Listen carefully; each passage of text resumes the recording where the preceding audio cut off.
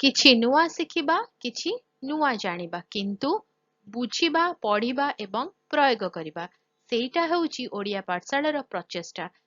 ଆପଣମାନଙ୍କୁ ସମସ୍ତଙ୍କୁ ସ୍ୱାଗତ ଓଡ଼ିଆ ପାଠଶାଳାକୁ। ଚାଲନ୍ତୁ ଆଜିର ଭିଡିଓରେ କଥା ହେବା ଆଟଲାଣ୍ଟିକ ମହାସାଗର ବିଷୟରେ। ଆଟଲାଣ୍ଟିକ ମହାସାଗର ହେଉଛି ବିଶ୍ୱର ଦ୍ୱିତୀୟ ବୃହତ୍ତମ ମହାସାଗର, ଯାହା ପ୍ରାୟ 41 ନିୟୁତ ବର୍ଗ ମାଇଲ ପରିବ୍ୟାପ୍ତ। ଏହା ପଶ୍ଚିମରେ ଆମେରିକା ଏବଂ ପୂର୍ବରେ ୟୁରୋପ ଏବଂ ଆଫ୍ରିକା ମଧ୍ୟରେ ଅବସ୍ଥିତ। ଏହି ମହାସାଗର ଏହାର ସମୃଦ୍ଧ ଇତିହାସ, ବିବିଧ ସାମୁଦ୍ରିକ ଜୀବନ ଏବଂ ବିଶ୍ୱ ବାଣିଜ୍ୟ ଏବଂ ଜଳବାୟୁ ନିୟନ୍ତ୍ରଣରେ ଗୁରୁତ୍ୱପୂର୍ଣ୍ଣ ଭୂମିକା ପାଇଁ ଜଣାଶୁଣା। ଆଟଲାଣ୍ଟିକ ମହାସାଗର ଉତ୍ତରରେ ଆର୍କଟିକ ମହାସାଗରରୁ ଦକ୍ଷିଣରେ ଦକ୍ଷିଣ ମହାସାଗର ପର୍ଯ୍ୟନ୍ତ ବିସ୍ତୃତ। ଏହାର ହାରାହାରି ଗଭୀରତା 12,080 ଫୁଟ ଏବଂ ପୁଏର୍ଟୋ ରିକୋ ଟ୍ରେଞ୍ଚ ସର୍ବାଧିକ 27,841 ଫୁଟ। ଏହା ବିଷୁବରେଖା ଦ୍ୱାରା ଉତ୍ତର ଆଟଲାଣ୍ଟିକ ଏବଂ ଦକ୍ଷିଣ ଆଟଲାଣ୍ଟିକରେ ବିଭକ୍ତ। ଆଟଲାଣ୍ଟିକ ମଧ୍ୟରେ ପ୍ରମୁଖ ସମୁଦ୍ର ଗୁଡ଼ିକ ହେଉଛି କାରିବିଆନ ସାଗର, ଭୂମଧ୍ୟ ସାଗର ଏବଂ ମେକ୍ସିକୋ ଉପସାଗର। ଆଟଲାଣ୍ଟିକ ମହାସାଗର ସ୍ପର୍ଶ କରୁଥିବା ଅଞ୍ଚଳ ଗୁଡ଼ିକର ଜଳବାୟୁକୁ ପ୍ରଭାବିତ କରେ, ବର୍ଷା ଧାରାକୁ ଏବଂ ଘୂର୍ଣ୍ଣିବାତ୍ୟାକୁ ପ୍ରଭାବିତ କରେ।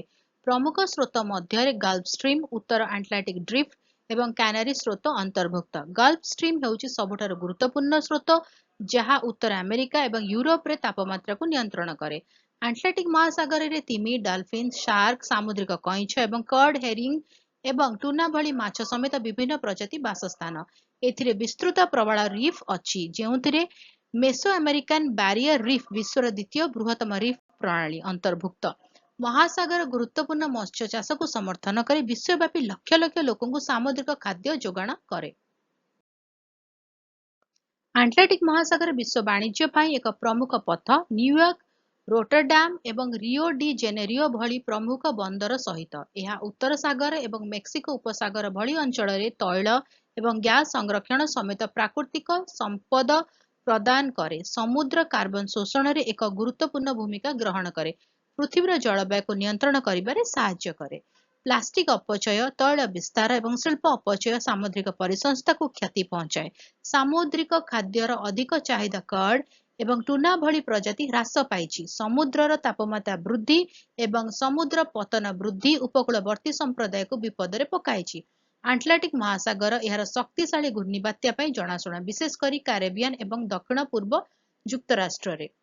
ଆଟଲାଣ୍ଟିକ ମହାସାଗର ପୃଥିବୀର ସବୁଠାରୁ ଗୁରୁତ୍ୱପୂର୍ଣ୍ଣ ମହାସାଗର ମଧ୍ୟରୁ ଗୋଟିଏ, ଯାହା ବାଣିଜ୍ୟ, ଜଳବାୟୁ ନିୟନ୍ତ୍ରଣ ଏବଂ ସାମୁଦ୍ରିକ ଜୈବ ବିବିଧତାରେ ଏକ ଗୁରୁତ୍ୱପୂର୍ଣ୍ଣ ଭୂମିକା ଗ୍ରହଣ କରେ।